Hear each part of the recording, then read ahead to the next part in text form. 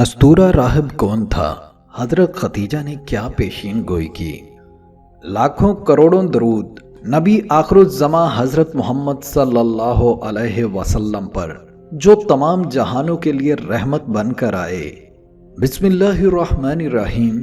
السلام علیکم ناظرین گرامی، دنیا میں جب آخری نبی حضرت محمد صلی اللہ علیہ وسلم کی آمد کا وقت قریب تھا تو پورے عرب میں ایک عجیب سے بے چینی اور امید تھی، لیکن یہ بے چینی صرف لوگوں میں نہیں تھی بلکہ ان کے آنے سے قبل ہی مختلف مذہبی کتابوں میں ان کی نشانیاں کھل کر بیان ہو چکی تھیں۔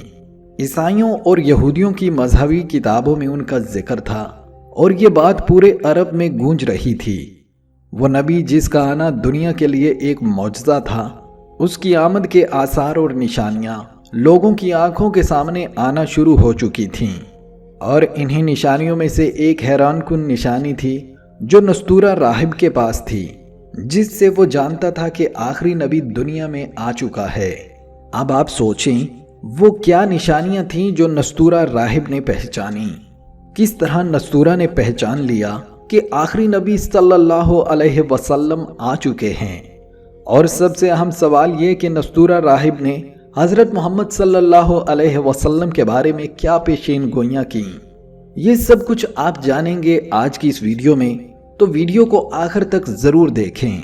بلکہ اسی ویڈیو میں آپ حضرت خدیجہ رضی اللہ تعالی عنہا کی پیشین گوئی بھی جانیں گے کہ جب نبی صلی اللہ علیہ وسلم کو نبوت ملی تو حضرت خدیجہ رضی اللہ تعالی عنہا نے آپ کے بارے میں کیا پیشین گوئی کی تھی۔ یہ سب کچھ جاننے کے لیے آپ نے اس ویڈیو کو مکمل دیکھنا ہے، کیونکہ اس ویڈیو میں نہ صرف آپ کو نافع علم ملے گا بلکہ آپ کا ایمان بھی تر و تازہ ہو جائے گا۔ ناظرین گرامی، سیرت کی کتابوں میں یہ قصہ یوں بیان ہوا ہے کہ حضرت محمد مصطفیٰ صلی اللہ علیہ وسلم 570 عیسوی میں ہجرت سے 53 سال پہلے حجاز کے ایک شریف النجیب ترین عرب خاندان بنی ہاشم میں پیدا ہوئے۔ جیسا کہ تاریخ سے پتہ چلتا ہے کہ اس زمانے میں دنیا حیرت انگیز حد تک اخلاقی گراوٹ سے دوچار تھی اور دن بدن جہل و نادانی کے بھنور میں پھنس کر اس کی حالت بد سے بدتر ہوتی جا رہی تھی، اور خاص کر جزیرہ نمائے عرب جس کے اکثر باشندے صحرا نشین تھے اور قبیلوں کی صورت میں زندگی بسر کرتے تھے، تمام شہری حقوق سے محروم تھے۔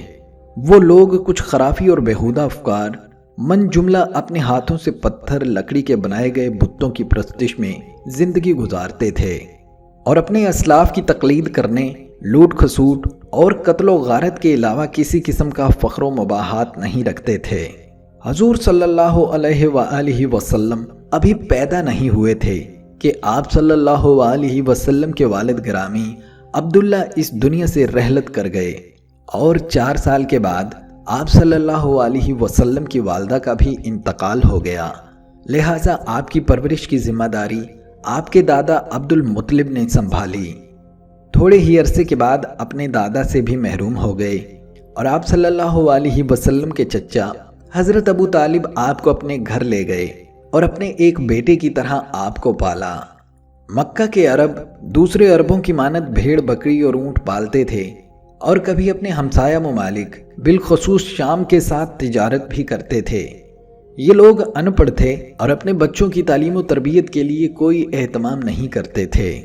حضور صلی اللہ علیہ وسلم اگرچہ ان کے درمیان زندگی گزار رہے تھے، لیکن بچپن ہی سے کچھ پسندیدہ اوصاف کی وجہ سے معاشرے میں امتیازی حیثیت کے مالک تھے۔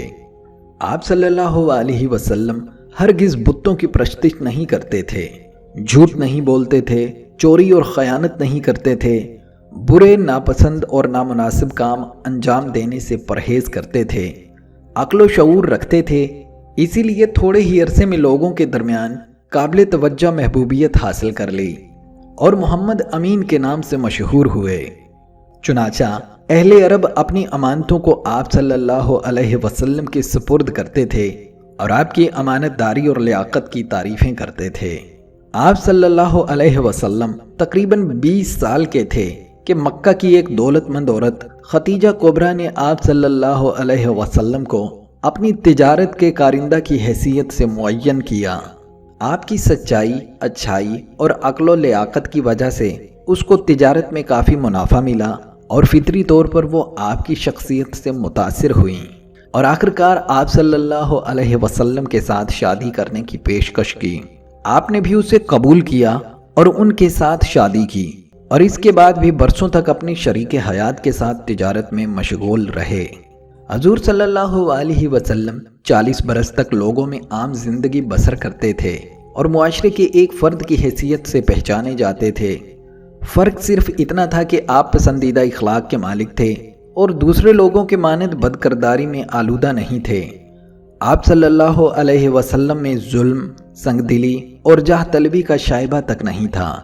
اس وجہ سے لوگوں میں محترم اور قابل اعتماد تھے۔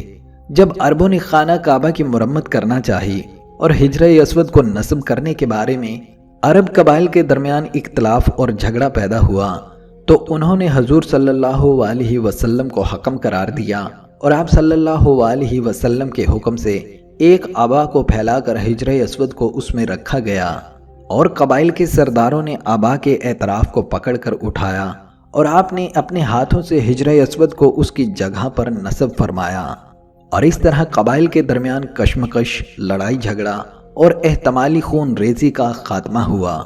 حضور صلی اللہ علیہ وسلم بعثت سے پہلے اگرچہ خدائی یکتا کی پرستش کرتے تھے اور بت پرستی سے اجتناب کرتے تھے، لیکن بت پرستی کے عقائد سے مقابلہ نہیں کرتے تھے، اس لیے لوگ آپ سے کوئی سروکار نہیں رکھتے تھے۔ اس زمانے میں دوسرے ادیان کے پیروکار جیسے یہودی اور عیسائی بھی عربوں میں محترمانہ طور پر زندگی گزارتے تھے اور اعراب ان کے لیے بھی کوئی مزاحمت ایجاد نہیں کرتے تھے۔ ناظرین گرامی، جن دنوں حضور صلی اللہ علیہ وسلم اپنے چچا حضرت ابو طالب کے ہاں زندگی بسر کر رہے تھے اور ابھی بالغ نہیں ہوئے تھے، ان دنوں حضرت ابو طالب تجارت کی غرض سے شام گئے اور حضور صلی اللہ علیہ وسلم کو بھی اپنے ساتھ لے گئے۔ ایک بڑا قافلہ تھا، کافی مال تجارت کے ساتھ لوگوں کی ایک بڑی تعداد بھی تھی۔ قافلہ سرزمین شام میں داخل ہوا اور شہر بصرہ میں پہنچا۔ ایک دیر کے قریب پڑاؤ ڈالا اور خیمے نصب کر کے آرام کرنے لگے۔ اب یہاں پر ایک راہب جس کا لقب بحیرہ تھا، یہ راہب اپنے گرجے سے باہر آیا اور قافلہ کی دعوت کی۔ سب نے بحیرہ کی دعوت قبول کی اور گرجے میں گئے۔ حضرت ابو طالب بھی حضور صلی اللہ علیہ وسلم کو سامان کے پاس بیٹھا کر دوسرے لوگوں کے ساتھ بحیرہ کی دعوت پر گئے۔ بحیرہ نے پوچھا، کیا سب آ گئے؟ ابو طالب نے کہا، سب سے چھوٹے ایک نوجوان کے علاوہ سب لوگ آ گئے ہیں۔ بحیرہ نے کہا، اسے بھی لے کر آئیے۔ حضور صلی اللہ علیہ وسلم زیتون کے ایک درخت کے نیچے کھڑے تھے۔ حضرت ابو طالب نے آپ کو بلایا اور آپ صلی اللہ علیہ وسلم بھی راہب کے پاس آ گئے۔ بحیرہ نے حضور صلی اللہ علیہ وسلم پر ایک گہری نظر ڈالنے کے بعد کہا، میرے قریب آ جاؤ، میں تم سے کچھ باتیں کرنا چاہتا ہوں۔ اس کے بعد وہ حضور صلی اللہ علیہ وسلم کو ایک طرف لے گیا۔ حضرت ابو طالب بھی ان کے پاس گئے۔ بحیرہ نے حضور صلی اللہ علیہ وسلم سے کہا، آپ سے ایک بات پوچھنا چاہتا ہوں اور تم کو لات و عزہ کی قسم دیتا ہوں کہ جواب ضرور دینا۔ لات و عزہ دو بتوں کے نام ہیں کہ جن کی مکہ کے لوگ پرستش کرتے تھے۔ حضور صلی اللہ علیہ وسلم نے فرمایا، سب سے زیادہ میں ان دونوں بتوں سے نفرت کرتا ہوں۔ بحیرہ نے کہا، تم کو خدائی یکتا کی قسم دیتا ہوں، سچ کہنا۔ آپ صلی اللہ علیہ وسلم نے فرمایا، میں ہمیشہ سچ بولتا ہوں اور کبھی جھوٹ نہیں بولتا، آپ اپنا سوال کیجئے۔ بحیرہ نے پوچھا، کس چیز کو سب سے زیادہ پسند کرتے ہو؟ آپ صلی اللہ علیہ وسلم نے فرمایا، تنہائی کو۔ بحیرہ نے پوچھا، کس چیز پر زیادہ نظر ڈالتے ہو اور اسے دیکھنا پسند کرتے ہو؟ آپ نے فرمایا، آسمان اور اس میں موجود ستاروں کو۔ بحیرہ نے پوچھا، کیا سوچ رہے ہو؟ حضور صلی اللہ علیہ وآلہ وسلم نے خاموشی اختیار کی، لیکن بحیرہ بغور اور سنجیدگی کے ساتھ آپ کی پیشانی کو دیکھتا رہا۔ بحیرہ نے کہا، کس وقت اور کس فکر میں سوتے ہو؟ آپ صلی اللہ علیہ وسلم نے فرمایا، اس وقت جب آنکھیں آسمان پر جمائے ہوتا ہوں اور ستاروں کو دیکھتا ہوں، انہیں اپنی آغوش میں اور خود کو ان کے اوپر پاتا ہوں۔ بحیرہ نے کہا، کیا خواب بھی دیکھتے ہو؟ آپ نے فرمایا، جی ہاں، جو خواب میں دیکھتا ہوں اسے بیداری میں بھی دیکھتا ہوں۔ باحرہ نے کہا، مثلاً خواب میں کیا دیکھتے ہو؟ حضور صلی اللہ علیہ وسلم نے خاموشی اختیار کی اور باحرہ بھی خاموش رہا۔ تھوڑی دیر رکنے کے بعد باحرہ نے پوچھا، کیا میں آپ کے دونوں شانوں کے درمیان دیکھ سکتا ہوں؟ حضور صلی اللہ علیہ وسلم اپنی جگہ سے اٹھے بغیر بولے، آؤ اور دیکھ لو۔ باحرہ اپنی جگہ سے اٹھا، آپ کے قریب آیا، آپ کے شانوں سے لباس ہٹایا، ایک سیاہ تل نظر آیا، ایک نظر ڈال کر زیر لب بولا کہ وہی ہے۔ ابو طالب نے پوچھا، کون ہے؟ کیا کہتے ہو؟ باحرہ نے کہا، ایک علامت جس کی ہماری کتابوں میں خبر دی گئی ہے۔ ابو طالب نے پوچھا، کون سی علامت؟ باحرہ نے دریافت کیا، اس نوجوان سے آپ کا کیا رشتہ ہے؟ ابو طالب چونکہ آپ صلی اللہ علیہ وسلم کو اپنے بیٹے کی طرح چاہتے تھے، اس لیے بولے، یہ میرا بیٹا ہے۔ باحرہ نے کہا، نہیں، اس جوان کا باپ مر چکا ہونا چاہیے۔ ابو طالب نے پوچھا، تم کیسے جانتے ہو؟ جی ہاں، یہ جوان میرا بھتیجا ہے۔ باحرہ نے ابو طالب سے کہا، سن لو، اس جوان کا مستقبل اتنا درخشاں اور حیرت انگیز ہے کہ جو میں نے دیکھا ہے، اگر اسے دوسرے دیکھ لیں گے اور اسے پہچان لیں گے تو اسے قتل کر ڈالیں گے۔ اسے دشمنوں سے محفوظ رکھنا اور اس کی حفاظت کرنا۔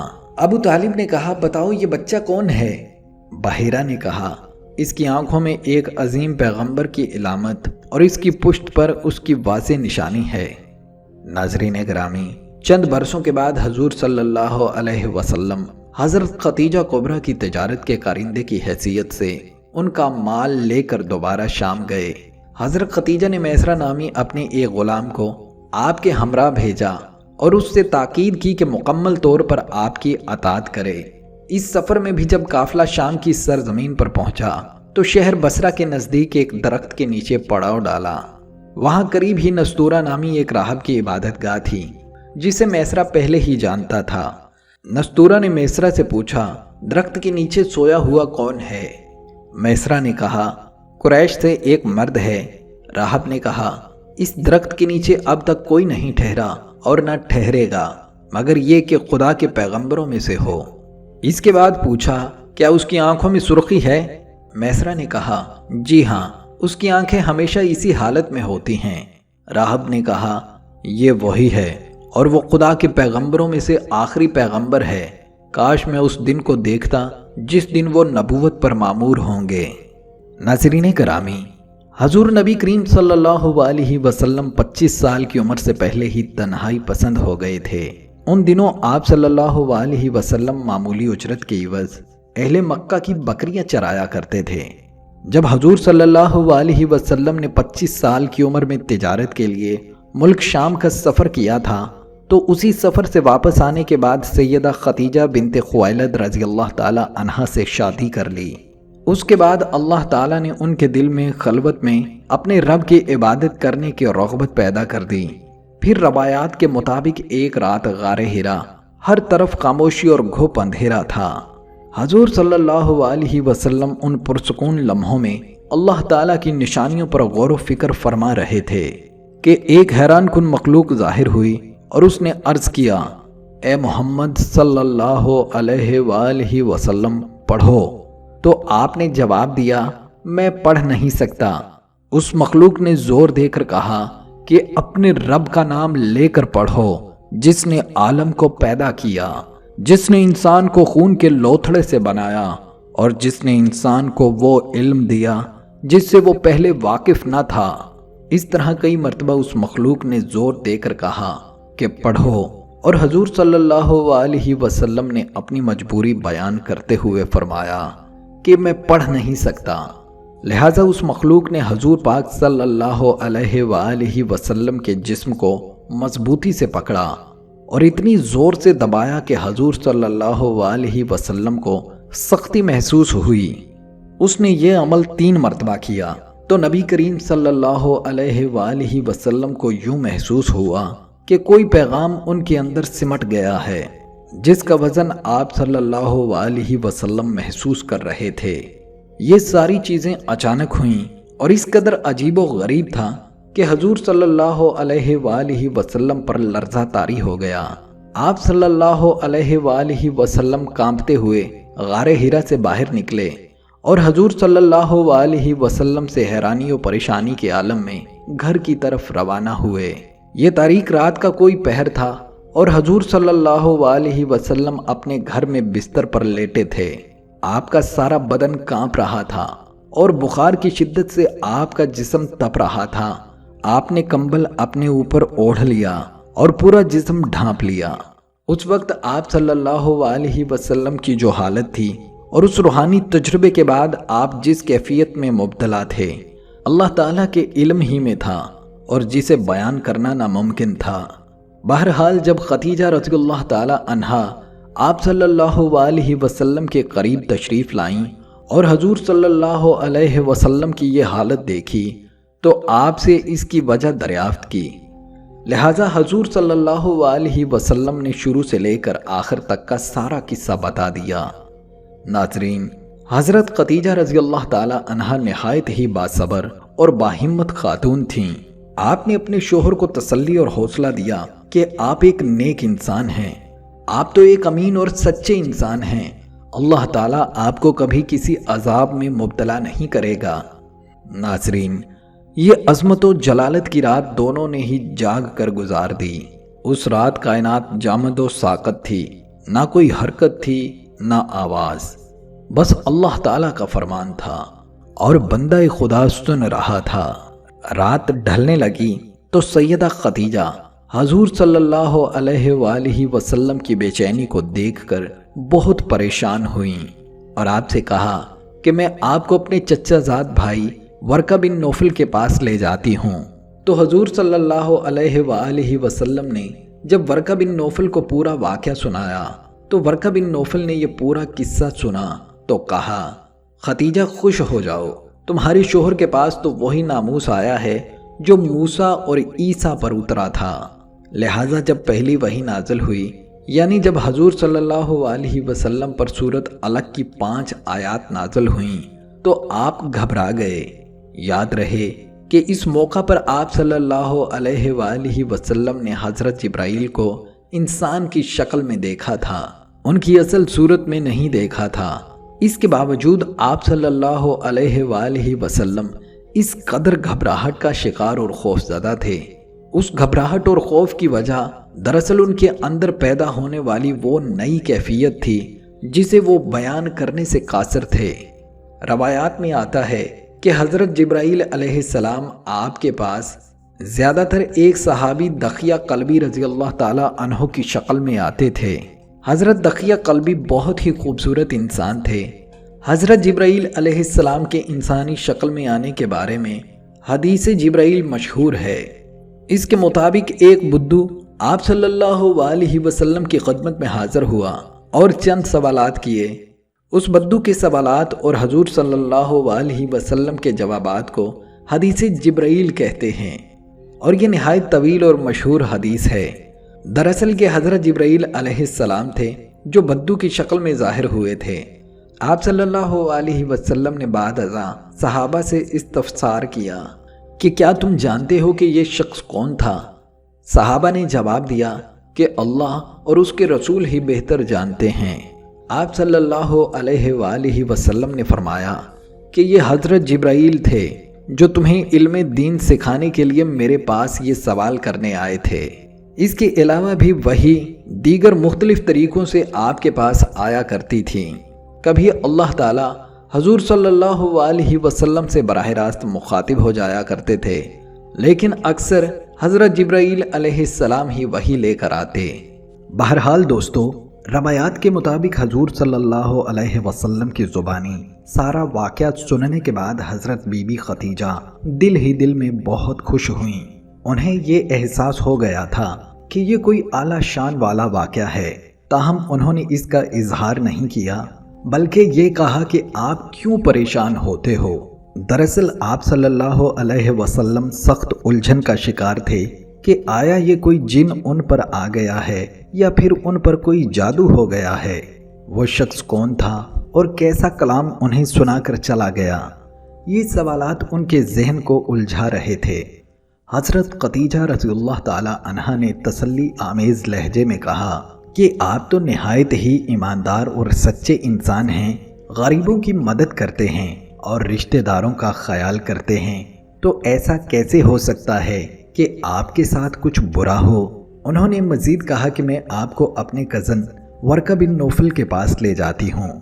ورقہ بن نوفل بہت بڑے راہب، عالم اور دین نصارہ کے پیروکار تھے۔ وہ نہ تو مشرک تھے کہ بتوں کو پوجتے اور نہ ہی حضرت عیسیٰ علیہ السلام کو خدا مانتے تھے۔ اہل عرب ان کے علم کی وجہ سے ان کی بہت قدر کرتے تھے۔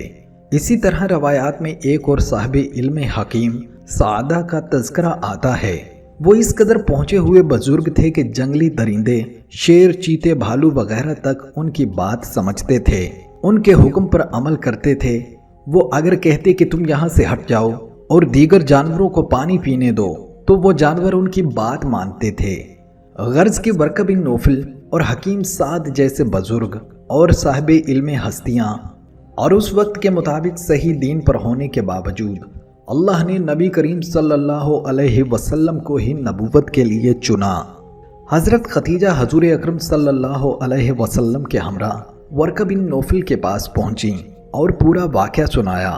ورقہ بن نوفل نے پورا قصہ سننے کے بعد بی بی خدیجہ سے کہا کہ خوشخبری ہو اے خدیجہ تمہارے لیے، تمہارے شوہر کے پاس تو وہ ناموس آیا ہے جو حضرت موسیٰ علیہ السلام پر اترا تھا۔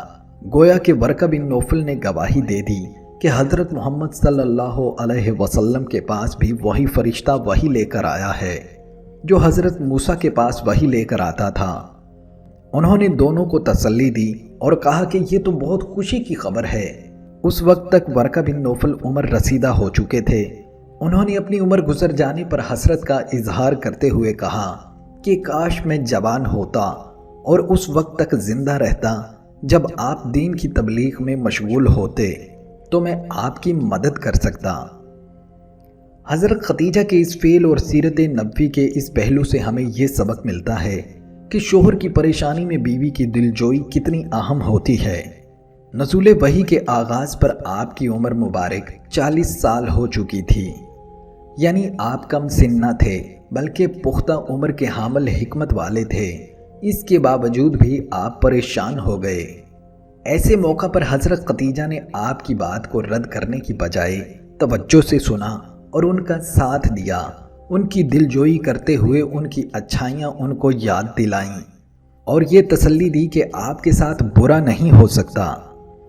یہاں ایک اور نکتہ بھی اہم ہے کہ بی بی خدیجہ دل ہی دل میں بے حد خوش ہوئی تھیں، کیونکہ ان کو اندازہ ہو گیا تھا کہ حضور اکرم صلی اللہ علیہ وسلم پر کوئی بہت ہی عالی شان کلام نازل ہوا ہے۔ تاہم انہوں نے اس خوشی کے اظہار سے گریز کیا۔ انہوں نے شوہر کی پریشانی میں خود کو بھی پریشان ظاہر کیا۔ اس سے میاں بیوی کے رشتے کی اہمیت ظاہر ہوتی ہے۔ حضور اکرم پریشانی کے عالم میں فوری طور پر آپ رضی اللہ تعالی عنہ کے پاس آئے۔ یہ صرف اسی صورت میں ممکن تھا کہ جب میاں بیوی کے درمیان تعلق بے حد مضبوط اور محبت سے معمور ہو۔ میاں بیوی کے درمیان ایسا تعلق ہونا چاہیے کہ جب شوہر پریشان ہو تو بیوی اس کی غم گسار ثابت ہو، اور جب بیوی پریشان ہو تو شوہر میٹھے لہجے میں اس کی تسلی کا سامان کرے۔ حضرت خدیجہ رضی اللہ تعالی عنہا نے بھی اپنے شوہر کی پریشانی کو دور کرنے اور ان کی ہر ممکن تسلی کے لیے خود کو محض باتوں تک ہی محدود نہ رکھا، بلکہ ایسی صورتحال میں بہترین علم رکھنے والے فرد کے پاس لے گئیں تاکہ حضور صلی اللہ علیہ وسلم کو بھی تسلی ہو جائے۔ یہ بیوی کے روایتی کردار سے ایک قدم آگے کا کردار تھا جو کہ بالعموم شوہروں کا کردار ہوتا ہے۔ اس سے معلوم ہوتا ہے کہ اگر بیوی کو کبھی وہ کام کرنے پڑ جائیں جو کہ دراصل شوہر کی ذمہ داری ہیں تو اس میں کوئی حرج نہیں۔ اسی لیے یہ ضرب المثل مشہور ہے کہ میاں بیوی گاڑی کے دو پہیے ہیں، اگر ایک پہیہ نہیں چلے گا تو گاڑی آگے نہیں بڑھ سکتی۔ بی بی خدیجہ رضی اللہ تعالی عنہا نے بھی اپنے شوہر کی پریشانی دور کرنے کے لیے ہر ممکن حد تک کوشش کی۔ ورقہ بن نوفل نے بھی اس موقع پر تسلی دیتے ہوئے کہا کہ اے اللہ کے نبی، آپ تو غریبوں کی مدد کرتے ہیں، رشتہ داروں کا خیال رکھتے ہیں، یتیموں، بیواؤں، بے سہارا لوگوں کے ہادی ہیں، پھر آپ کے ساتھ کوئی غلط چیز کیسے ہو سکتی ہے؟ البتہ انہوں نے بتایا کہ ایک دن ایسا آئے گا جب اہل مکہ آپ صلی اللہ علیہ وسلم کو مکہ سے نکال دیں گے۔ آپ کو یہ سن کر بہت عجیب محسوس ہوا اور فرمایا، کیا وہ مجھے نکال دیں گے؟ یہ بالکل ایسے ہی ہے کہ کوئی ہم سے کہے کہ آج سے 20 برس بعد تمہاری اولاد یا تمہارے شہر یا ملک والے تمہیں تمہارے گھر سے نکال دیں گے۔ ایسی صورت میں کسی بھی شخص کا قدرتی رد عمل یہی ہوگا کہ کوئی اسے کیسے اس کے ملک، شہر یا گھر سے نکال سکتا ہے؟ کسی کو اس کا کیا حق پہنچتا ہے؟ کم و بیش ایسی ہی کیفیت آپ صلی اللہ علیہ وسلم کی بھی تھی، جو انہوں نے کہا کہ وہ سب مجھے نکال دیں گے۔ یہ سن کر ورقہ بن نوفل نے آپ صلی اللہ علیہ وسلم کو تسلی دی کہ یا رسول اللہ، آپ گھبرائیے نہیں، ہر نبی کے ساتھ ایسا ہوا ہے کہ اسے اس کی قوم نے اپنے ملک سے یا اپنی بستی سے نکل جانے پر مجبور کیا اور اسے ہجرت کا حکم دیا گیا۔ ورقہ بن نوفل کی تسلی کے باوجود آپ الجھن میں تھے کہ یہ کیسے ممکن ہے کہ اہل مکہ مجھے نکال دیں گے، جبکہ میں تو لوگوں کا اتنا خیال رکھتا ہوں اور میں نے کبھی کسی کے ساتھ برا سلوک نہیں کیا۔ اس پر ورقہ بن نوفل نے کہا کہ آپ گھبرائیے نہیں، لیکن کاش میں اس وقت زندہ ہوتا جب یہ آپ کو یہاں سے نکالیں گے اور میں آپ کی کچھ مدد کر سکتا۔ نبی آخر الزمان صلی اللہ علیہ وسلم کی حیات طیبہ کا ہر لمحہ، ہر واقعہ اور ہر نشان ہمیں یہی سکھاتا ہے کہ یہ سفر محض ایک انسان کا نہیں بلکہ انسانیت کے لیے رحمت، ہدایت اور روشنی کا پیغام تھا۔ حضرت خدیجہ رضی اللہ تعالی عنہا کی تسلی، ورقہ بن نوفل کی گواہی اور وہ پہلی وحی کا نزول، یہ سب اس بات کی دلیل تھے کہ نبوت کا سورج طلوع ہو چکا ہے اور ظلمتوں کا خاتمہ ہونے کو ہے۔ یہ وہ لمحات تھے جب دنیا بدلنے والی تھی اور ایک ایسی شریعت کا آغاز ہونے والا تھا جو قیامت تک انسانیت کے لیے مشعل راہ بنے گی۔ کاش ہم بھی ان خوش نصیبوں میں ہوتے جنہوں نے نبی کریم صلی اللہ علیہ وسلم کا چہرہ مبارک دیکھا، آپ کی زبان سے حق سنا اور آپ کے پیچھے نماز ادا کی۔ لیکن اگر ہم آج بھی دل سے آپ کے راستے پر چلیں تو یقین جانیے کہ ہم بھی ان لوگوں میں شمار ہو سکتے ہیں جن سے اللہ راضی ہو جائے۔ تو دوستو، اگر آپ کو یہ ویڈیو پسند آئی ہو تو لائک ضرور کریں، اپنے دوستوں کے ساتھ شیئر کریں اور کمنٹس میں ضرور بتائیں کہ آپ کو سب سے زیادہ ایمان افروز لمحہ کون سا لگا۔ اور ہاں، اگر آپ ایسے ہی ایمان افروز اور تاریخی واقعات پر مبنی ویڈیوز دیکھنا چاہتے ہیں تو ہمارے چینل کو سبسکرائب کرنا ہرگز نہ بھولیں۔ اگلی ویڈیو میں ملاقات ہوگی، تب تک کے لیے اللہ نگہبان۔